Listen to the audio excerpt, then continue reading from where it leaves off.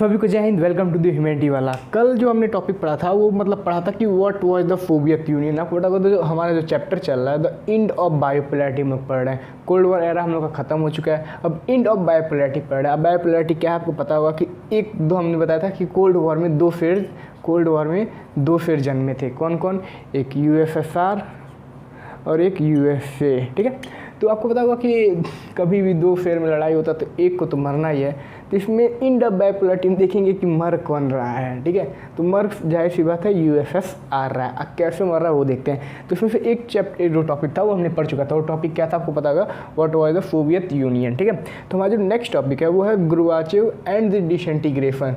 तो आपको पता होगा कि ग्रुबाचेव अब कौन है वो मैं आपको बताता हूँ आगे कौन है। और डिसइंटीग्रेशन मतलब टूट रहा है। टूट कौन रहा है आपको पता होगा कि यूएसएसआर टूट रहा है। ठीक है, तो चलिए वीडियो को शुरू करते हैं। ठीक है, Mikhail Gorbachev had become a general secretary of the communist party. ठीक है, जो मिखाइल गोर्बाचेव थे वो किसके? कम्युनिस्ट पार्टी के जनरल सेक्रेटरी बन गए थे। ठीक है, जनरल सेक्रेटरी बने and he wants to reform. किसके पार्टी के? Communist party. आपको पता है कम्युनिस्ट पार्टी किसकी थी? यूएसएसआर की। पहले बता दें यूएसएसआर की ही थी कम्युनिस्ट पार्टी। तो ठीक है, तो ये कहाँ के बने हैं? यूएसएसआर मतलब कम्युनिस्ट पार्टी के जनरल सेक्रेटरी बन गए। ठीक है, he wants to reform the system of the USSR. ये क्या चाहते थे कि यूएसएसआर में अब भाई रिफॉर्म किया जाए, बदलाव किया जाए। किसमें? यूएसएसआर में अब रिफॉर्म किया जाए। अब क्यों रिफॉर्म करना चाहते थे, क्यों बदलाव करना चाहते थे? आप देखिए, because the technological revolution taking place in the west. जो टेक्नोलॉजिकल यानी जो टेक्नोलॉजिकल रिवॉल्यूशन थी यानी जो यूएसए था, वेस्ट मतलब यूएसए था, जो इनका राइवलरी था वो इनसे आगे जा रहा था हर मामले में। आपको पता होगा कि जो इसके पिछले टॉपिक में पढ़ा था कि जो यूएसएसआर की जो प्रोडक्ट हुआ करते थे, ठीक है, ये सब बनाता था। छोटी सी छोटी चीज़ें, बड़ी सी बड़ी चीज़ें बनाता भी था। ठीक है, लेकिन यूज भी काफ़ी ज़्यादा करता था। वो तो चलिए अलग मैटर हो गया, लेकिन इसकी जो क्वालिटी थी वो उस कॉस्ट में उतनी अच्छी नहीं थी कि जितने में ये कम कॉस्ट में अच्छी क्वालिटी दे देता था यूएस पे। ठीक है, तो जाहिर सी बात है लोग इसका प्रोडक्ट ज़्यादा लेंगे। ठीक है, तो इसके वजह से ये जो गोर्बाचेव थे वो गोर्बाचेव चाहते थे कि अब कुछ रिफॉर्म किया जाए। किसमें? यूएसएसआर के सिस्टम में रिफॉर्म किया जाए, क्योंकि जो वेस्ट है वो काफ़ी ज़्यादा आगे निकल रहा था। ठीक है, Gorbachev want to normalise the relation with west and democratic reform. अब देखिए गोर्बाचेव क्या चाहते थे कि जो इनसे लड़ाई हो रही है, इससे लड़ाई हुई थी यूएसए से, उससे अब सब चीज़ नॉर्मल हो जाए। उनसे धीरे धीरे जो रिश्ता हमारा ख़राब हो चुका है उसको नॉर्मलाइज किया जाए, मतलब उसको कम किया जाए, उसको मतलब सही किया जाए। ठीक है, नॉर्मलाइज किया जाए। कौन चाहते थे? गोर्बाचेव। किससे? वेस्ट मतलब यूएसए वाली जो भी राइवलरी थी उससे अपना रिलेशन सही करना चाहते थे। And west and democratic reform, वो क्या चाहते थे? यहाँ आपको पता होगा कि कम्युनिस्ट का रूल था। किसमें? कम्युनिस्ट का रूल था। कहाँ पे? यूएसएसआर में। तो जाहिर सी बात है कम्युनिस्ट का रूल था। आपको पता होगा कि वहाँ वन पार्टी सिस्टम था और बहुत से लोगों को फ्रीडम नहीं था अपने बोलने की, जिसमें उन्होंने पिछले टॉपिक पढ़ा था कि लोग अपने फ्रीडम को मतलब कहते हैं ना, जिसके पास नहीं होता उसको उसकी चीज़ें समझता, उसकी वैल्यू समझ जाते फ्रीडम को, क्योंकि अपनी बातें नहीं रख पा रहे थे। जो कुछ थोड़ी बहुत रखना चाहते थे वो कार्टून के माध्यम से और भी मतलब थोड़े बहुत पेंटिंग के माध्यम से अपनी बातें रखते थे। ठीक है, वहाँ बोलने की आज़ादी नहीं थी। ठीक है, तो वो क्या चाहते थे कि वहाँ डेमोक्रेटिक लाना। डेमोक्रेटिक जैसे हम इंडियन डेमोक्रेटिक में रहते हैं, हमारे पास राइट होता है बोलने की, अपनी बात रखने की, हर चीज़ की काफ़ी ज़्यादा राइट होती है। तो वो भी चाहते थे कि यूएसएसआर में डेमोक्रेटिक रिफॉर्म हो, जो कि पहले कैपिटलिज्म था, अब वो चाहते थे कि डेमोक्रेटिक में आ जाए। ठीक है, east European country started protest against the government. East European country, जो ईस्ट यूरोपियन कंट्री थी, ठीक है, ईस्ट यूरोपियन कंट्री जो कि यूएसएसआर का ही पार्ट थी, वो प्रोटेस्ट स्टार्ट कर दी। किसके खिलाफ? इनके गवर्नमेंट के खिलाफ, यानी गोर्बाचेव के खिलाफ प्रोटेस्ट स्टार्ट कर दी।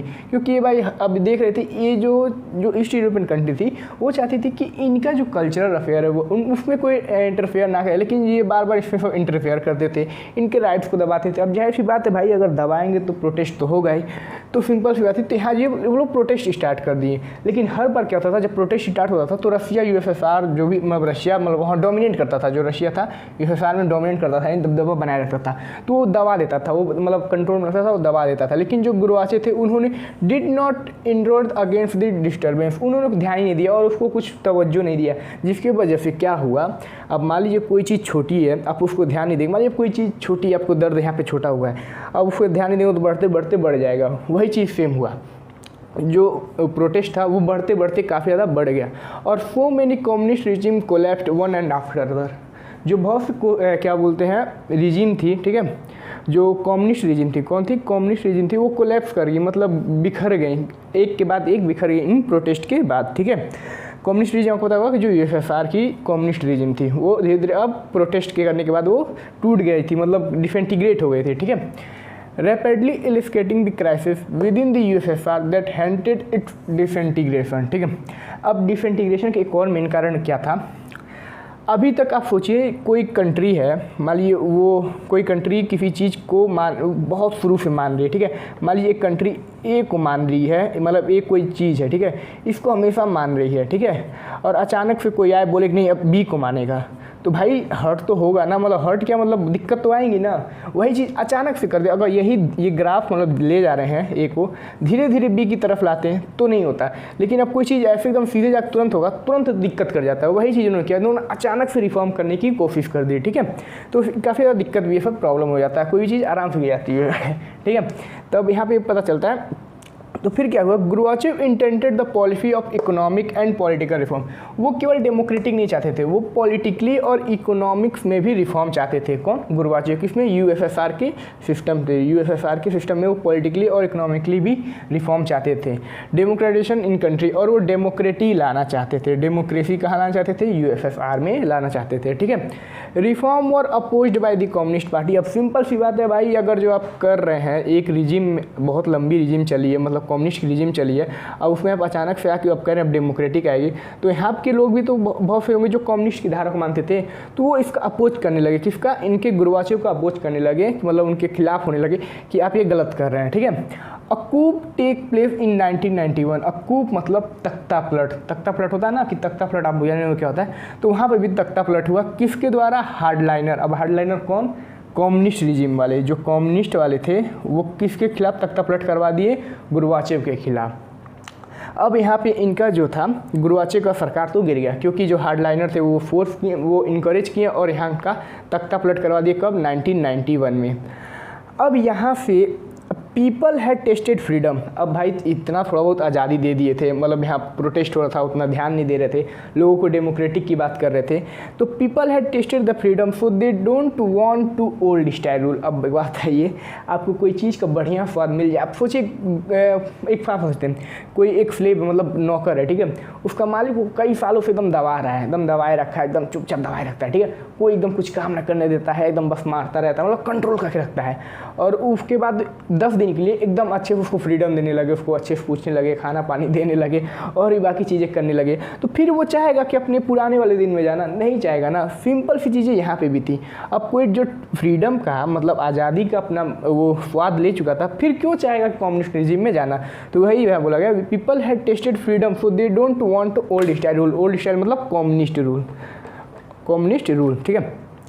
लेकिन यहाँ तो तख्ता पलट हो चुका था कम्युनिस्ट रूल के द्वारा, किसका, गोर्बाचेव का।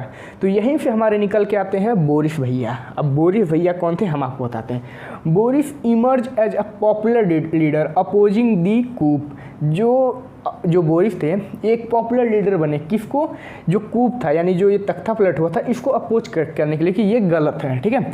And he won a famous election. और वहाँ के, अब कोई भी पता है जब कोई फेमस हो जाएगा काफ़ी, तो साइंस इंडिया में ज़्यादा कोई फेमस होता है क्या ज्वाइन करता है, पॉलिटिक्स। ऐसे भी यहाँ पे ज़्यादा लोग फेमस हुए तो उसको ज्वाइन किए पॉलिटिक्स, और वहाँ पे बहुत एक कोई फेमस इलेक्शन था उसको जीत गए, कौन, बोरिस भैया, ठीक है। तो पावर बिगन 50, इनके जीतने के बाद क्या हुआ, जब इनके पास रिजीम आ गई, इनके पास सरकार आ गई, इनके पास कंट्रोल आ गई, power began 50 from Soviet centre, यहाँ ध्यान दीजिएगा, power began 50 from Soviet centre to republic and more Europeanised part which for them as a sovereign state.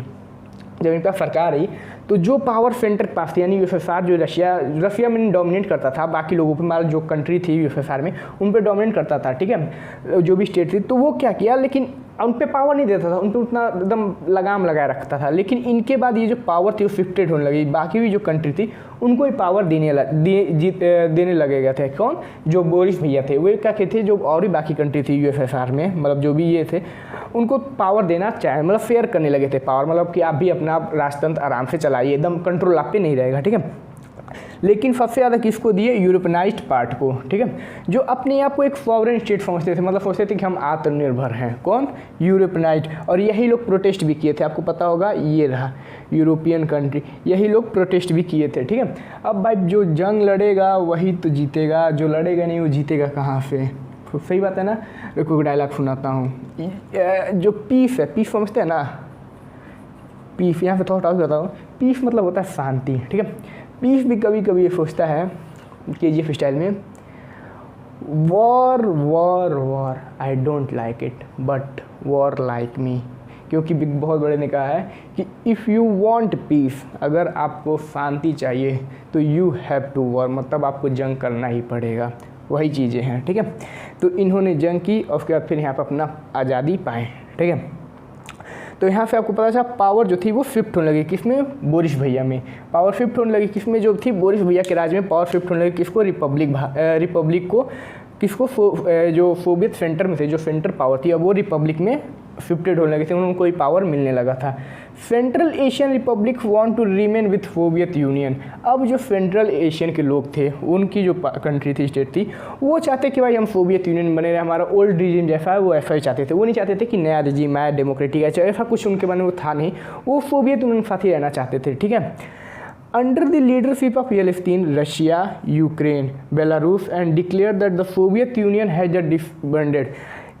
Leadership किसकी? येल्त्सिन हमने पढ़ा कि येल्त्सिन भैया जो थे हमारे, वो पॉपुलर लीडर जीत चुके थे, इनके पास सरकार आ गई थी। ठीक है, तो under the leadership of the Yeltsin, Russia, Ukraine, Belarus declare that the Soviet union has disbanded. मतलब जो सोवियत यूनियन USSR था वो खत्म हो चुका, वो डिसबैंडेड मतलब डिसइंटीग्रेट हो चुका, खत्म हो चुका। कौन डिक्लेयर किया था? रशिया। मतलब USSR का एक मेन पार्ट हुआ करते थे रशिया, यूक्रेन और बेलारूस, ये मतलब डोमिनेट करते थे, और आज यही दोनों अपने से युद्ध कर रहे हैं। रशिया और यूक्रेन, ये इसको मार रहा है क्योंकि ये नाटो में भाग रहा है, और नाटो हमने कोल्ड वॉर में पढ़ चुका था, आखिर नाटो है क्या चीज़। ठीक है, तो अब इन दोनों में वॉर चल, खैर वो तो अलग टॉपिक हो गया, लेकिन ये जब 3 उस समय थे, ये इन्होंने डिक्लेयर कर दिया कि जो सोवियत यूनियन है वो डिसबैंडेड हो चुका है। ठीक है, तो यहाँ से क्या हुआ? जो communist party of the Soviet was banned and capitalism and democracy were adopted. जो कम्युनिस्ट पार्टी थी, कहाँ की?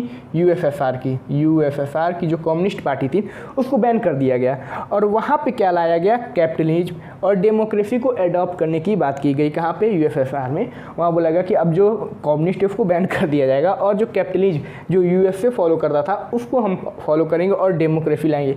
पहले किसको फॉलो करते थे? कम्युनिस्ट को और सोशलिज्म को। ठीक है, इसके खिलाफ थे, अब इसी को अडॉप्ट कर रहे हैं। पहले इसी की आइडियोलॉजिकल लड़ाई हुई थी कोल्ड वॉर को लेके। कोल्ड वॉर में आपको मेन पता होगा कि जो आइडियोलॉजी का डिफरेंस था, क्योंकि जो USSR था वो क्या किसको मानता था? सोशलिज्म को मानता था, और USA किसको मानता था? कैपिटलिज्म को मानता था। लेकिन अब USSR भी किसको मानने लगा है? कैपिटलिज्म को मानने लगा था। ठीक है, after disintegration of USSR CIF were made. अब यहाँ पे आपको पता है कि डिसइंटीग्रेट कर दिया था, ये तीनों आके बोल दिया कि अब नहीं रहा, हाय रे मेरा USSR नहीं रहा। ठीक है, तो यहाँ पे डिसइंटीग्रेट हो चुका था। अब इन लोग को जो CIF का मेंबर बना दिया, जो इसमें USSR के थे, अब उनको CIF का मेंबर बना दिया। CIF क्या था? कॉमन इंडिपेंडेंट स्टेट, मतलब आपका अपना राज्य। ठीक है, आप आपके पास अपने पास फेयर है। ठीक है, अपना राज्य, इसको बना दिया है कॉमन इंडिपेंडेंट स्टेट। ठीक है, इन पे यूनिटी थी, ये बात नहीं एकदम यूनिटी खत्म हो चुकी है, इनका यूनिटी था, लेकिन अब कम्युनिस्ट रेजिम हट चुका था। ठीक है, central Asian was founding member of it. अब ये जो थे, जो सोवियत यूनियन पहला, जो सेंट्रल एशियन है बताया ना, central Asian republic want to remain with, जो USA के साथ, USSR के साथ रहना चाहते थे सेंट्रल एशियन, जो पहली जो रिजिम थी वही चाहते थे, तो उनको दिक्कत होने लगी, तो क्या किया? इनको थोड़ा सा मलाई दे दिए। मलाई क्या दे दिए? बोल दिए कि आप फाउंडिंग मेंबर हैं। किसके? CIF के। इनको बोल दिया गया फाउंडिंग मेंबर ऑफ CIF। कौन? Central Asian. तो ये भी खुश हो गए। अब यहाँ से थोड़ा सा आगे आपका नीचे एक और दिया था कि रसिया को ही, मतलब USSR का जब नाम आता है तो हमेशा रशिया का ही क्यों नाम लिया जाता है? भैया ये नाम इसलिए लिया जाता है क्योंकि ये सब अलग हो गए थे, मतलब अपने अपना आइडियोलॉजी चेंज करे थे, लेकिन रसिया जो था वो अभी भी सोवियत यूनियन वाला ही आइडियोलॉजी लेके चल रहा था और अपनी ग्रुप को बढ़ाया रखा है। अभी भी वो कम्युनिस्ट को ही फॉलो करता है। कौन? रशिया। तो इसीलिए जब भी मतलब USSR का नाम आता है तो रशिया का नाम पहले आता है। ठीक है, तो इस वीडियो में इतना ही, बाकी नेक्स्ट वीडियो में तब तक मिलेंगे, तब तक के लिए जय हिंद।